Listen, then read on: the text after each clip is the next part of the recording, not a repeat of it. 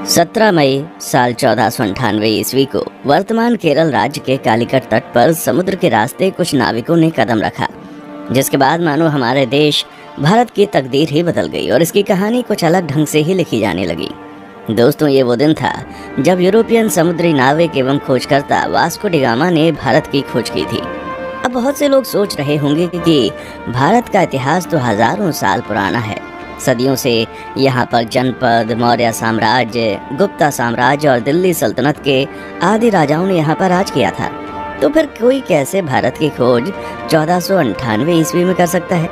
तो दोस्तों, आपको बता दें, भारत में सदियों से जितने भी आक्रमणकारी जैसे सिकंदर, मंगोल आदि आते थे, तो वह हमेशा भारत को पश्चिमी एशिया से जोड़ने वाले मशहूर रास्ते खैबर दर्रा से होकर आते थे।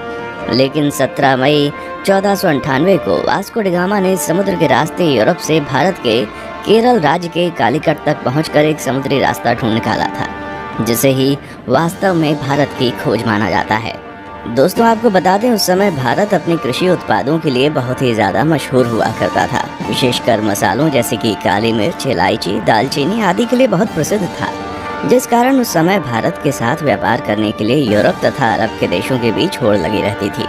लेकिन उस वक्त एशिया के प्रमुख देशों जैसे भारत, चीन, म्यांमार आदि के साथ व्यापार केवल स्थलीय मार्ग से ही होता था, जिसे सिर्फ मुस्लिम शासक एवं व्यापारी ही इस्तेमाल किया करते थे और मुस्लिम शासक उस मार्ग से यूरोपियों को व्यापार नहीं करने देते थे। लेकिन जब यूरोपीय लोग भारत में आने के बारे में और यहाँ की दौलत के बारे में सुनते थे, तो वे भारत पहुँचने के लिए और भी उत्सुक हो जाते थे। इसलिए व्यापार मार्ग की समस्या को खत्म करने के लिए कई यूरोपीय देशों ने यूरोप और भारत के मध्य एक समुद्री मार्ग खोजने का प्रयत्न शुरू कर दिया। मगर कई सालों के प्रयासों के बाद भी कोई सफल नहीं हो सका, क्योंकि उस समय यूरोप में समुद्र को लेकर तरह तरह की अफवाहें उड़ती रहती थी। जैसे कि कई लोगों का मानना था, अगर समुद्र में नाव को बहुत दूर तक ले गए तो नाव समुद्र के अंतिम छोर पर जाकर गिर जाएगी। इसलिए कुछ नाविक समुद्र में बहुत लंबा सफर नहीं करते थे। लेकिन फिर 1960 के दशक में पुर्तगाल के शहर सीन्स में जन्मे वास्को डी गामा ने भारत का समुद्री मार्ग ढूंढकर यूरोप के सामने व्यापार का एक नया दौर शुरू कर दिया और हमेशा के लिए इतिहास के पन्नों में अपना नाम दर्ज करा लिया। कैसे शुरू हुआ था भारत को खोजने का सफर? दोस्तों, वास्को डी गामा का जन्म 1960 के दशक के आसपास ही पुर्तगाल के सिंस में हुआ था। उनके पिता एस्तेवा भी एक अच्छे नाविक एवं समुद्री खोजकर्ता थे। वास्को डी गामा का सारा बचपन अपने पिता के साथ एक नाविक और यात्रा के माहौल में बीता था। फिर सन 1480 में वास्को डी गामा ने अपने पिता का अनुसरण करते हुए पुर्तगाली नौसेना में वो शामिल हुए। यहीं पर उन्होंने नौचालन का एक एडवांस तरीका और लंबी समुद्री यात्रा करना सीखा। फिर उस समय पुर्तगाल के राजा हेनरी, जिन्हें हेनरी द नेविगेटर के नाम से भी जाना जाता था, उन्होंने उत्तर और पश्चिम अफ्रीका में कई सफल समुद्री यात्राओं तथा खोजों को आर्थिक सहायता एवं संरक्षण प्रदान किया था, जिस वजह से बहुत से नाविक नए नए द्वीपों को ढूंढने की कोशिश किया करते थे। इसी के चलते 1487 में पुर्तगाल के ही एक प्रसिद्ध खोजकर्ता बार्टोलोम डायस ने अफ्रीका के दक्षिणी सिरे तक यात्रा करके ये पता लगा लिया था कि हिंद महासागर और अटलांटिक महासागर एक दूसरे से जुड़े हुए हैं। जिसके बाद डी गामा, जो समुद्री यात्राओं एवं खोजबीन में गहरी दिलचस्पी रखता था, वो जानता था कि यदि हिंद और अटलांटिक महासागर अफ्रीकी भूमि के अंत में जुड़ते हैं तो वो अफ्रीका से दूर दक्षिणी कोने पर मौजूद केप ऑफ गुड होप के माध्यम से भारत तक पहुंचने का मार्ग खोज सकता है। जिसके बाद 8 जुलाई 1497 को वास्को डी गामा ने 4 जहाज़ों और 170 आदमियों के दल के साथ पुर्तगाल के लिस्बन शहर से अपनी यात्रा शुरू की। वो खुद 200 टन वजनी सेंट गैब्रियल नामक जहाज़ में सवार हुआ और अपने छोटे भाई पाउलो को सेंट राफेल नामक जहाज़ का नेतृत्व सौंप दिया। फिर कुछ दिनों के बाद उनका जहाजी बेड़ा इस समय के मोरक्को देश के निकट स्थित कैनरी द्वीप से गुजरते हुए केप वर्दे द्वीप समूह पहुंचा और वहीं 3 अगस्त तक रुका रहा। आपको बता दें, वे लोग जहाज पर अपने साथ पत्थरों के स्तंभ लेकर आया करते थे, जिसे वे लोग अपने मार्ग को चिन्हित करने के लिए विभिन्न महत्वपूर्ण पड़ावों पर स्थापित कर दिया करते थे, जिससे कि उन्हें वापसी का रास्ता मालूम हो सके। वास्को डी गामा ने गिनी की खाड़ी की तेज समुद्री धाराओं से बचने के लिए अटलांटिक महासागर में एक लंबा चक्का लगाया और फिर केप ऑफ गुड होप के दौरे के लिए पूर्व की ओर एक मोड़ ले लिया। ये भारत की खोज में उनकी पहली प्रमुख सफलता थी। फिर 7 नवंबर को उनका बेड़ा आज के दक्षिण अफ्रीका में स्थित सेंट हेलेना बे में पहुंचा। उस समय सेंट हेलेना बे का मौसम बहुत खराब था। वहाँ बहुत तेज हवा और समुद्री लहरें चल रही थीं, जिस वजह से वास्को डी गामा का दल अगले 22 नवंबर तक आगे नहीं बढ़ सकता था। लेकिन फिर भी कुछ दिनों बाद मौसम अच्छा होने पर उन्होंने यात्रा करना शुरू कर दिया और वे केप ऑफ गुड होप पहुंच गए, जहां पहुंचकर उन्होंने इस जगह का अच्छे से दौरा किया। दोस्तों, आपको बता दें, जब Vasco da Gama Cape of Good Hope नामक स्थान पर पहुंचे तो तभी उन्होंने महसूस किया कि उसका भारत तक मार्ग खोजने का सपना हकीकत में तब्दील हो सकता है। और फिर मार्ग को चिन्हित करने के लिए पहले के भांति वहां एक पत्थर का स्तंभ स्थापित किया और फिर आगे की यात्रा की तैयारी करने लगे। केप ऑफ गुड होप के आगे की यात्रा उन्होंने 8 दिसंबर को शुरू की थी और क्रिसमस आने तक वे दक्षिण अफ्रीका के नटाल तट पर पहुंच गए।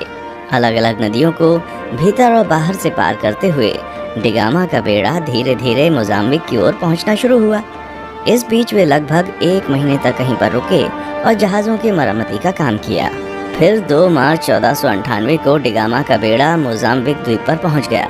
जब डी गामा अपने दल के साथ मोजाम्बिक की धरती पर उतरा और वहां के निवासियों से मिला तो उन्हें लगा कि ये पुर्तगाली जहाजी भी उन्हीं की तरह मुसलमान है, इसलिए उन लोगों ने उनकी खूब मदद की। डी गामा का मोजाम्बिक में पड़ाव डालना काफी उपयोगी सिद्ध हुआ। वहां उसे समुद्र के किनारे बंदरगाह पर सोने, चांदी तथा मसालों से भरे हुए 4-5 जहाज दिखाई दिए। उसकी मुलाकात ऐसे स्थानीय लोगों से भी हुई जो कभी कभी भारतीय समुद्री तटों की यात्रा करते थे। इससे वास्को डी गामा को पूरा विश्वास हो गया कि वो उचित दिशा की ओर आगे बढ़ रहा था। उसे उस दिशा को समझने में भी मदद मिली जिधर अब उसे आगे बढ़ना था। फिर 7 अप्रैल 1498 को उनका बेड़ा मोम्बासा में प्रवेश कर गया तथा यात्रा के एक और महत्वपूर्ण ठहराव मोम्बासा के ही मालिंदी में लंगर डाल दिया। मालिंदी में डी गामा की मुलाकात कांजी मालम नामक एक ऐसे गुजराती नाविक से हुई जो भारत के दक्षिण पश्चिम तट के कालीकट जाने का मार्ग जानता था। उस गुजराती नाविक के महत्व को देखते हुए डी गामा ने उसे भी मार्गदर्शक के रूप में अपने बेड़े में ले लिया और फिर अगले 20 दिन तक लगातार हिंद महासागर में चलने के बाद डी गामा को धीरे धीरे भारत के घाट और पहाड़ दिखने लगे। फिर 17 मई 1498 को वो भारत के दक्षिण पश्चिम में स्थित कालीकट के बंदरगाह पर जा पहुंचा। कालीकट में स्थानीय राजनयिकों द्वारा वास्को डी गामा का काफी अच्छी तरह से स्वागत किया गया। वो यहाँ लगभग अगले 3 महीने तक रहा और भारत के बारे में बहुत सारी महत्वपूर्ण जानकारियाँ इकट्ठा करता रहा। दोस्तों, वास्को डी गामा के भारत आने और उसके कालीकट में उतरने के बाद भी कई ऐसी घटनाएं हुई जिसके बारे में अभी भी लोगों में सहमति नहीं हो पाई है, लेकिन हम अपने किसी और वीडियो में उसके भारतीयों के साथ किए गए जुल्म और अत्याचार पर अलग से वीडियो बनाएंगे। इस वीडियो में हम सिर्फ उसकी यात्रा पर वीडियो बना रहे हैं। दोस्तों, यहाँ 3 महीने रहने के बाद वास्को डी गामा 2 साल से अधिक समय की यात्रा करते हुए 18 सितंबर को पुनः लिस्बन लौट आया। इस दौरान उसने लगभग 38,600 किलोमीटर की यात्रा की थी। और दोस्तों, आपको बता दें कि इस लंबी साहसिक यात्रा में उसके कुल 170 साथी थे, जिसमें से 116 की यात्रा के दौरान मृत्यु हो गई थी। वास्को डी गामा की इस उपलब्धि से पुर्तगाल के राजा बहुत खुश हुए थे तथा उन्होंने उसे दूसरी बार फिर से 1502 में भारत की यात्रा पर भेजा था। इतिहासकारों का मानना है जब डी गामा विभिन्न प्रकार के भारतीय मसालों और रेशम के साथ अपने देश पुर्तगाल लौटा तो उसने केवल मसाला बेचकर ही यात्रा पर खर्च किए गए पैसों से 4 गुना ज्यादा पैसे कमा लिए थे। दोस्तों, फिर 1524 में वास्को डी गामा की मृत्यु कालीकट में ही तब हो गई जब वो अपनी तीसरी यात्रा पर भारत आया हुआ था और कई इतिहासकारों के मुताबिक उसकी मृत्यु का कारण मलेरिया था। दोस्तों, जब डी गामा ने यूरोप और भारत के बीच का समुद्री मार्ग खोज लिया था तब डी गामा का नाम पूरे यूरोप में बहुत मशहूर हो गया था और उसकी उस साहसिक यात्रा की चर्चा सभी यूरोपीय देशों में होने लगी थी तथा धीरे धीरे अन्य देशों ने भी उसी खोजे गए रास्ते से अपने अभियान भारत भेजने शुरू कर दिए थे, जिस वजह से पुर्तगालियों के बाद डच, डेनिश, ब्रिटिश और फ्रांसीसी भी भारत आना शुरू हो गए थे। उसके बाद आगे के दशक में भारत में जो भी हुआ वो हम अच्छे से जानते हैं कि कैसे भारत इन यूरोपीय देशों की कॉलोनी बन गया। दोस्तों, आज के लिए बस इतना ही।